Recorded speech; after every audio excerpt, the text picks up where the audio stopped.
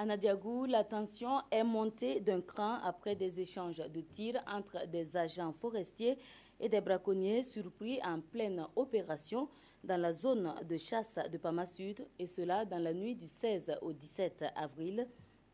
Les tirs ont causé la mort d'un braconnier et la blessure de l'autre. Les proches des victimes en colère ont en retour saccagé et brûlé le campement Buffle Rouge et le poste forestier.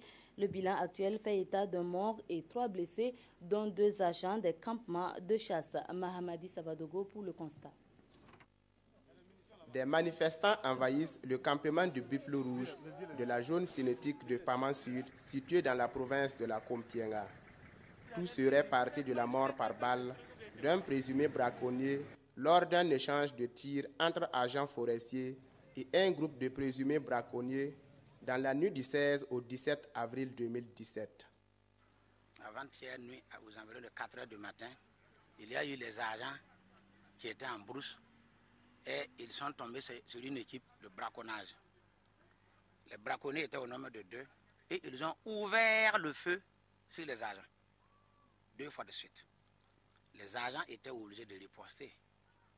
Dans leur riposte, au bilan, il y a eu un mort. Nous avons aussitôt rendu compte à la hiérarchie et des mesures sont prises. Contre toute attente, malgré les démarches des chefs coutumiers, des leaders d'opinion, des OSC, il m'est revenu qu'ils sont allés brûler chez le vieux Lazare. Résultat, le campement du Buffle Rouge et le service environnemental de Nadiagou sont totalement partis en fumée.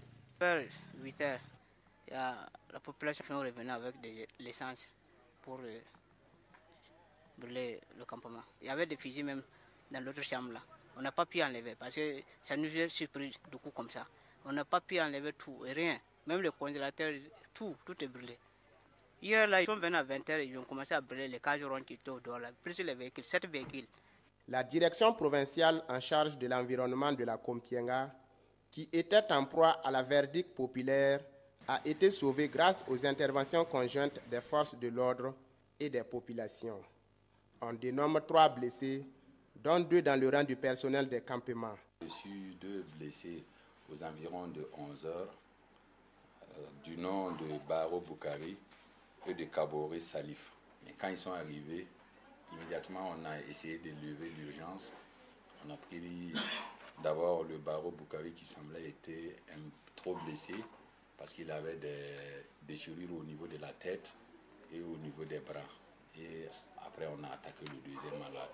Lui aussi, il a eu une déchirure au niveau du cuir chevelu et au niveau du cuisse. Nous n'avons pas pu toucher les parents du défunt, ni le concessionnaire du campement. Une quarantaine de personnes ont été déjà interpellées et les enquêtes se poursuivent. Les responsables administratifs et coutumiers appellent les populations au calme et à la retenue.